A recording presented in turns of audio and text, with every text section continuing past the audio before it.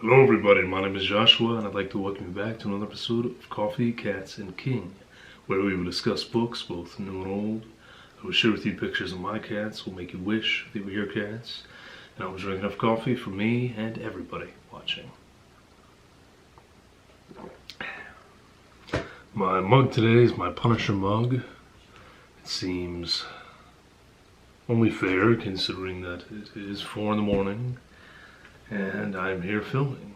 And my shirt today is from another wonderful Twilight Zone episode. This is To Serve Man. And the short story for that was written by the late great Damon Knight. No rambling this time. In February I read 15 books and I had 2 DNFs, one of which really upset me. But, you know, it is what it is. A lot of ups and downs this month. I had a lot more 1 and 2 stars than I would have liked.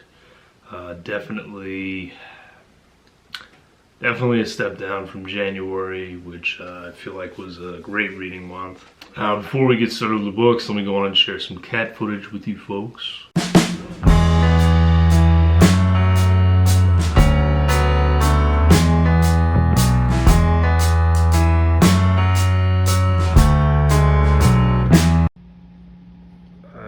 I don't know what he's doing. I have no idea. Oh god. He's... Oh jeez. No, you can't fit through there.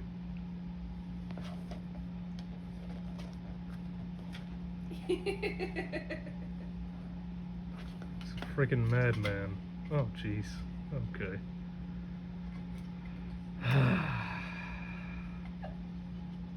You're gonna fall. You see? You dingus. Come here, buddy. Come here. Okay. And now we'll get into the books.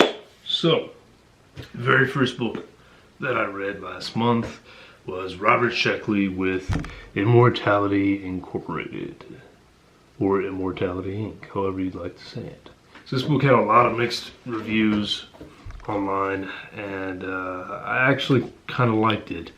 It's about a man who is in a car crash, and at the moment of impact, he is pulled from the car crash into the future, and kind of given a new lease on life. This is it's kind of a humorous, satirical science fiction. Which again doesn't typically work for me, especially in science fiction. I have a really hard time with humorous science fiction generally, but this was a really great one. I like this one. I give it 4 stars at the end of the day. I think Robert Sheckley, he didn't overdo it and make things, you know, ridiculous and preposterous. He really it was more of a tongue-in-cheek humor, you know. So for instance, the main character, he wakes up and they explain to him what happened.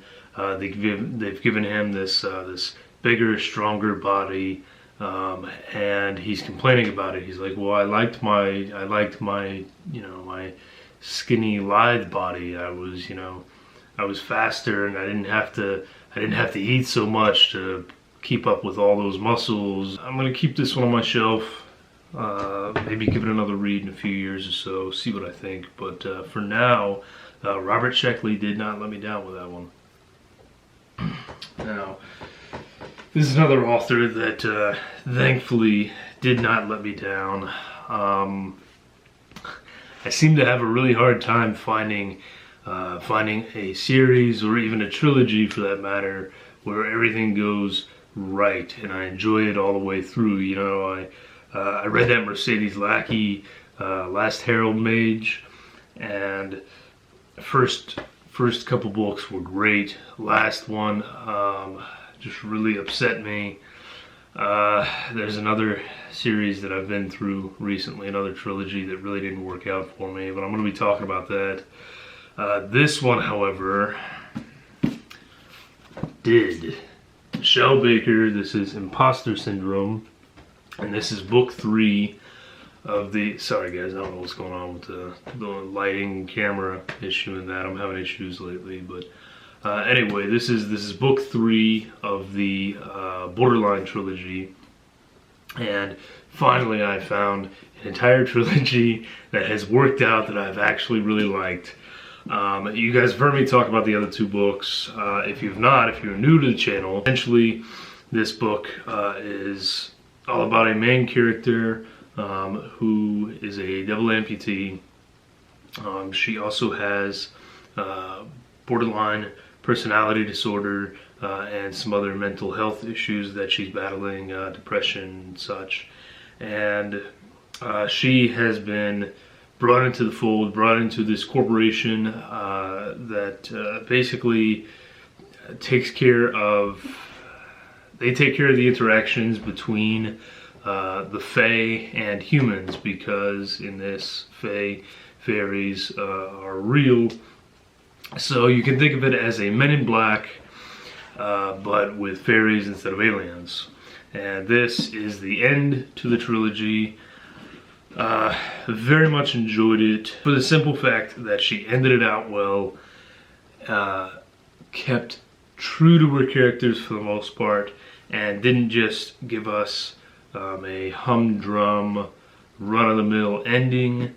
This one gets 5 stars from me. This is finally a series that I can fully suggest to you folks if you're interested in something a little more unique.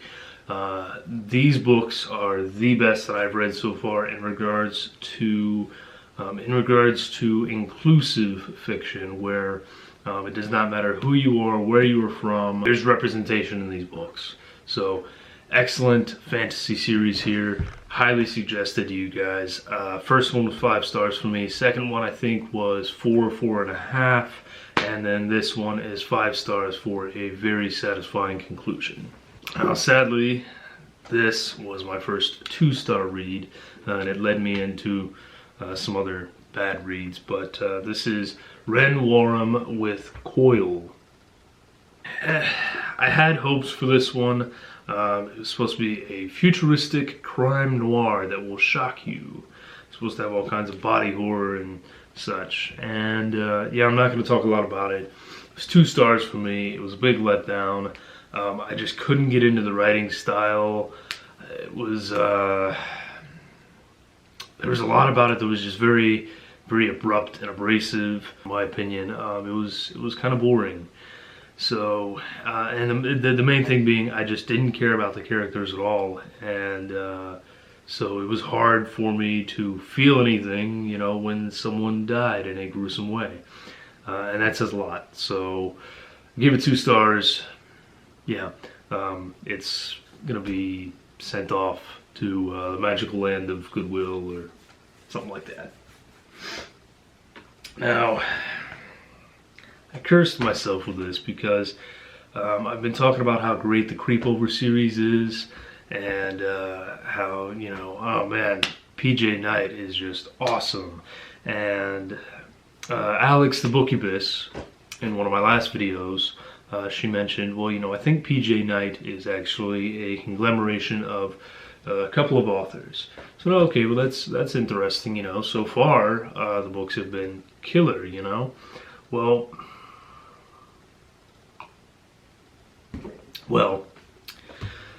I got to, is she for real?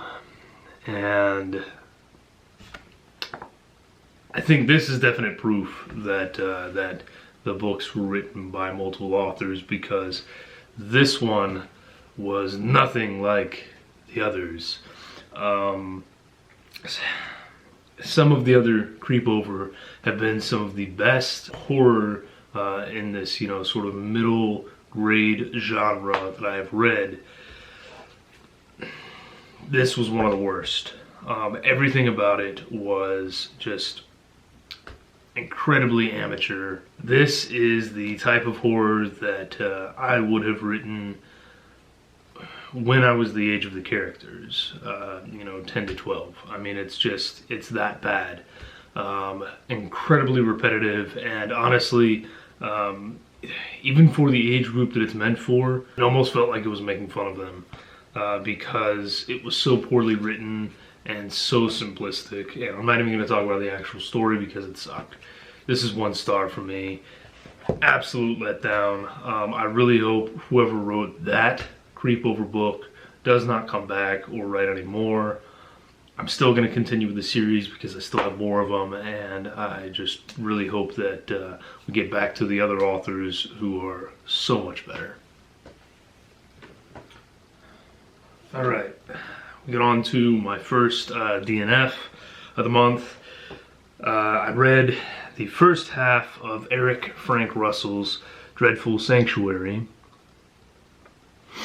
And it had an interesting premise. We were sending ships into space, and something kept happening. They kept blowing up before making it to their destination. 17 of them, in fact, blew up. The last one, which was manned, blah, blah, blah, it doesn't matter. Point is, this book is really bad noir with a classic gumshoe detective.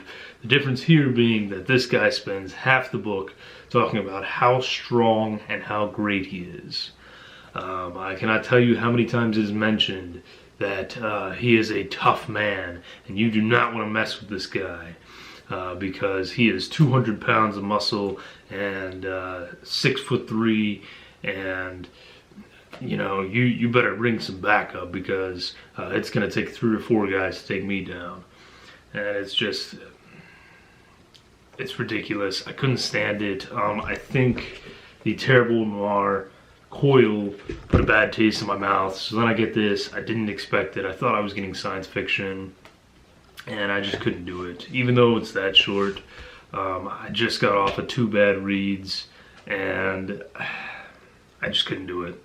So that was my first DNF. I always intend to give myself 1 DNF for the month, just as a backup, if you will. And yeah, so it says something that I have multiples this time. Thankfully, I had a couple really good reads after that. The first of which being my first Michael McDowell book. This is The Amulet. As I said, this is my first Michael McDowell. I've heard a lot about the guy over the years. I know he's written some awesome stuff. I just haven't had an opportunity to purchase it and read it. So The Amulet is about this small town where they manufacture guns during the war. And a particular soldier, during target practice, his gun blows up. And he basically ends up in a full body, bandaged up cast, if you will. He is sent home, and his mother blames the town for a variety of reasons, blames the town for this happening to her son. She gifts someone an amulet, and horrible things happen to them, and horrible things happen to each person that ends up with the amulet afterwards. So, what was really entertaining for me is that I just finished last month reading and reviewing When Spirits Walk, which was about, well, it was about a killer rabbit, but it was also about a ring that was passed from person to person and killed them when they ended up with that ring. So the difference in the writing between the two is just astounding. As you guys know, if you've seen that review, When Spirits Walk was one of the absolute worst books I've ever read. The Amulet was a complete turnaround. Awesome book, 5 stars. Very much enjoyed it. The ending, it's not much of an ending, I'll say that. It's very abrupt, but otherwise, I very much enjoyed this book. It's about 350 pages, but it goes by very quickly. Great variety of death scenes, I'll say that. And just a great novel all around. Definitely shows me that I need to be picking up some Michael McDowell, because I've also heard that this is one of his lesser books. So if that's the case, then I don't know, I may have another Thomas Tryon on my hand where he, sweeps me off my feet. So definitely have to try out some more Michael McDowell. 5 stars for the Amulet. If you can pick it up, it's a great read and has a killer cover. Now I'm also reading or listening to audiobooks. So I have previously read Devil's End by D.A. Fowler. This time I listened to it. The audio was sent to me by Capricorn Literary. You guys saw my review of 2 of the others they sent me. In this case, the book is 5 stars. D.A. Fowler is just an awesome author. I'm going to be doing a whole video just on D.A. Fowler actually, so I'm not going to talk a lot about the I'm not going to talk a lot about the book here. I will just say that the book is 5 stars. In this case, the audio, I'm going to give it 4 stars. And we'll talk more about that in that video. But if you're looking for a really messed up horror, and you're looking to listen, I say. If you would like to listen to a really messed up horror, then Devil's End by D.A. Fowler, the version from Capricorn Literary, is a really great one. So pick that one up, see what you think, and be looking out for that video on Miss Fowler. Alright, back into another Criminy read. Again, not going to spend a lot of time. Pierre Klein's X Heroes. This has been on my shelf for years. Maybe for 4 years. I don't know. But it's been on there for a long time. It is superheroes fighting zombies a couple years after a zombie apocalypse. And it was boring. So I feel like that says everything it needs to say. I finished this book. I'm not exaggerating. I finished it, and 15 minutes later, I forgot what I read because it was that forgettable. And if you can write a book about zombies versus superheroes that is that forgettable, man, that's a talent in and of itself. So 2 stars. I will not be continuing the series. Again, this one is leaving my bookshelves. It's just taking up room and I don't want it. Alright, I'm in a sticky situation here. The next book I read was an ebook. It was Vera Nazarian with Cobweb Empire. This was the follow-up to Cobweb Bride, which I raved about. You guys know I loved that book. And I said this was just going to be a killer trilogy. I called it from that first book. The second book continues the series. Again, we don't get an ending, so you have to read the full trilogy to get the full story. This one ended up about 4 stars for me. There was definitely a downgrade from the writing in the first one. It just started to take a turn that I didn't expect. It became a little more of a romance in ways, starting that budding romance, and it became much more fantastical as well. It was just a change in tone that I didn't expect.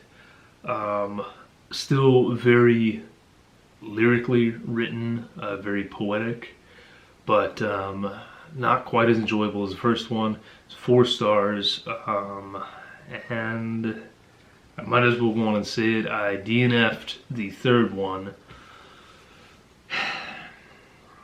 I need some coffee. Alright, so I DNF'd the third one, despite the fact that, as I said, you have to read all 3 to get any sort of ending to this book. And it was because I started the third one, and that slight shift in tone that started to occur in the second one, well, the third one from page 1 is just totally different. I mean, I swear it doesn't even feel like it is part of the same series, and it bummed me out. So it really bummed me out, guys. I just couldn't finish the book. it wasn't anything like Cobweb Bride. And I don't understand how I went from what I thought was going to be one of my favorite series to this, where I didn't even want to read it. Yeah, I don't know what else to say. I'm sorry for you guys that that purchased the first one. The first one is still really great. It is very much just a fraction of the story. You do not get a satisfying conclusion. And for me, I just couldn't force myself to read the third to get that conclusion, because it was just a totally different book. I don't know what happened. It was like it was written by a different person. So I don't know what to say. Hence the reason I said earlier, the only trilogy that I can recommend so far in fantasy is this one. So, DNF that. Yeah. I don't know what to say about it. We're moving on. Thankfully, I had a couple good reads after that. Thomas Tryon with The Other. Excellent short little book here. This is Troy Tradup's favorite horror novel, actually. So he shared this one with me, for which I'm very thankful. The Other is about two twins and a rather vicious summer between them. And I'm not going to say a lot about it. I went in completely blind. I think others should go in blind, because part of the fun, I think, of reading Thomas Tryon is just losing yourself in his world. And he weaves a beautiful tale. This is my second book from him, and I am a huge fan. The Other was 5 stars for me. Beautifully written book. This one holds its cards a little closer to its chest, and makes you dig a little more for the answers and for what's going on. But 5 stars. It does not beat out Harvest Home for me, but it is still definitely an excellent novel. And anyone who wants to chat about it down below, feel free. I will gladly join in the conversation. The next one was a collection from Robert Heinlein. This is The Unpleasant Profession of Jonathan Hough. So again, great cover. I really want you guys to be able to see it. And I don't know what's going on.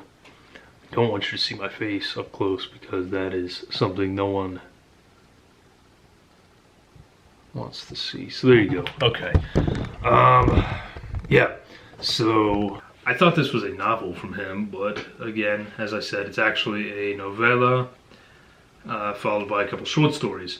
The novella, Unpleasant Profession of Jonathan Hough, that part is 5 stars for me.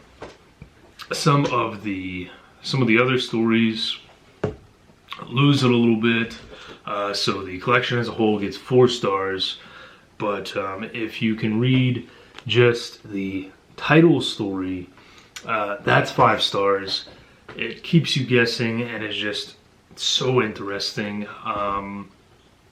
Basically, a man ends up going to some detectives, says, look, I don't know what I do all day. I wake up, and the first thing that I'm conscious of is 6 p.m. and I am starting a nightly routine, and that is the only part of my day that I'm in control of. I don't know what happens the rest of the time. And it's a crazy ride. Takes some very unexpected turns, and in a lot of ways is very horrific, especially for being a science fiction. I feel like there's a particular point where it easily could have turned into just straight horror. But of course, Heinlein was a science fiction author, so he takes it the other way. It is still rather horrific, but great stuff. 4 stars for this collection, and I love the cover. Alright, now this one was also a reread from me. I read this book back in, I think, 2015. I gave it 4.5 stars back then for originality and for the humor involved. This is James Morrow with Towing Jehovah. Now, this one was actually a little bit of a letdown. As I said, I read it 5 or 6 years ago. Oh, it's been longer than that, actually. I can't do simple math. Again, 4 a.m., guys. So, anyway, I read this a while back. I think I gave it 4 or 4.5. It's 3.5 in this case for me. Again, for the concept alone, it has to get points. It's about a captain who is put in charge of a super tanker. The idea being that the body of God has fallen into the ocean, and the angels want him to pull it out to this massive iceberg, essentially, that they have carved out to make a burial spot for him. And no one wants him to do this except for the angels, but he is bound and determined to do it to kind of make up for something that happened a few years ago, where he messed up, made a big mistake on an oil tanker, and spilled oil all into the ocean. So, like I said, it gets points for the concept alone, and it still has some very entertaining moments. It gets points in my book for kind of making fun of both sides. This is a book that is going to really offend people, but it is going to offend everybody. It's not just going to offend Christians, it's going to offend atheists, and so at least James Morrow hits everybody at once. Now it's 3.5 for me this time because, like I said, I don't know if it's just me paying a little more attention this time, but the characters really irked me. They got on my nerves, and yeah, there was only one character that I actually liked all the way through. The rest of them just bothered me, especially the female, especially Cassie. Anyone that reads this book, man, why do these people like Cassie? She is just awful. And even our main character, he's whiny and looking for redemption. He has to have his father's forgiveness, even though his father is a terrible person and they don't get along and they don't like each other. And I just didn't get it. It was like his whole goal through the book. I didn't get it. I didn't like him. I hated Cassie. The characters just annoyed me. But again, concept very original. And I will never look at a quarter pounder with cheese the same way. So, 3.5 stars. Man, I gotta get moving on this. Okay. Women in Trouble by R. St. Clair was the next ebook that I read. I'm not going to talk about this here. I'm going to do a video on it in the next couple of days because Miss Regina St. Clair, she deserves her own video. She's awesome. We all know she's awesome. So I'm going to talk about that there. I'm not even going to talk about it here. But be looking out for that video. Alright, now the next audiobook that I listened to was another reread, if you will. That is Flight or Fright, edited by Stephen King and Bev Vincent. Now, the first time I read this was directly before I had a flight. My wife and I did, and we experienced some really rough turbulence. And I just finished this rather lengthy collection of stories about what can go wrong in the air. So my wife wasn't too happy about that at the time because I of course regaled her with these tales as we're going through this turbulence. This time I finished it the day before I put her on a plane to go on a business trip. So I don't know if I do it intentionally. I don't think I do. I think it's just, timing wise it worked out that way. But anyway, the collection itself is awesome. I love this collection. And this is one that I highly suggest you pick up as an audiobook specifically. Stephen King does the introductions, which is just really cool. There's all kinds of extra commentary from him. It ends with a phone conversation between him and Bev Vincent on how they came about this idea. And just them chatting and having a fun time.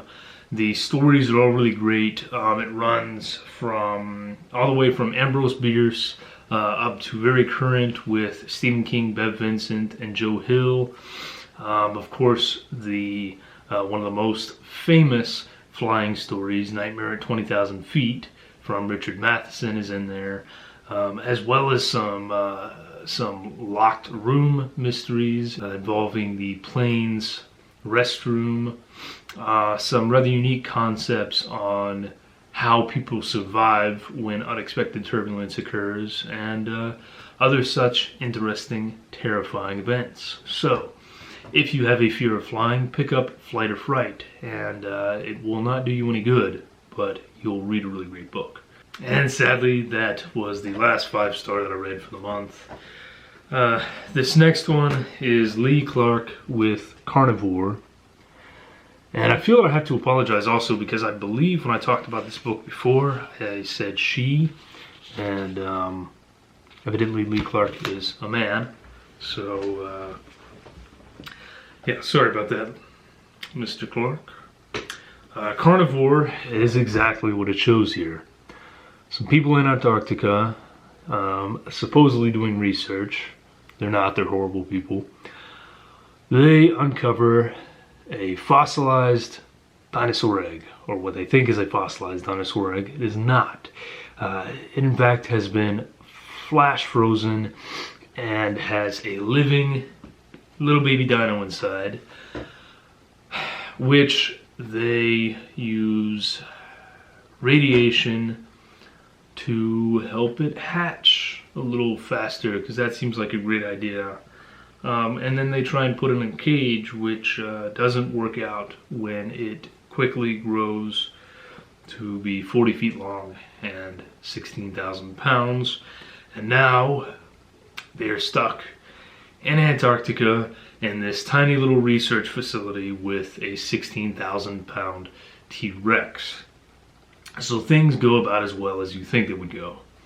The idea is ridiculous, but very much reminiscent of those old Sci-Fi Channel, monster movies.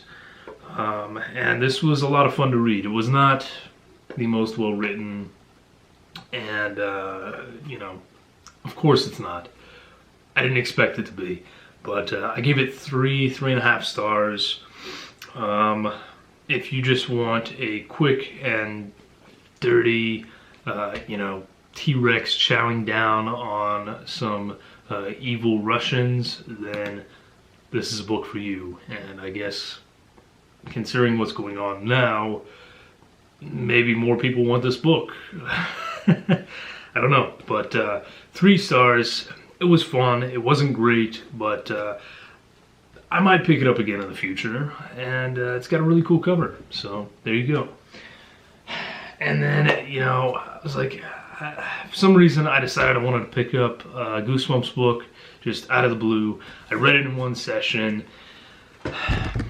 It's How I Learned to Fly. I don't remember this book being that bad, but it was that bad. It was stupid. I'm not even going to talk about it. It was just as bad as that Creepover book that I gave 1 star. That one gets 1 star. Yeah, it sucked. And it was a terrible way to end the month, but there you go. That's how I ended the month. So yeah, you can see what I mean. It wasn't the greatest month, but I did have some really great books in there either way. I will be back on here in a couple days talking about my plans for March, and maybe giving a little update on a few other things as well. But that'll do it for today. This is a long one already. You've had your cat footage, and you've had some uncomfortable close-ups of my face, so I apologize for that. Hopefully you're not watching this at 4 a.m., which is when I'm filming it. But yeah, there you go, guys. That was my February wrap-up. I hope you enjoyed it.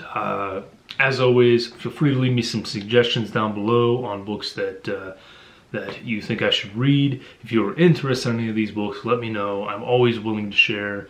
And that'll do it. Have a great day. Stay safe. Drink awesome coffee. Cheers.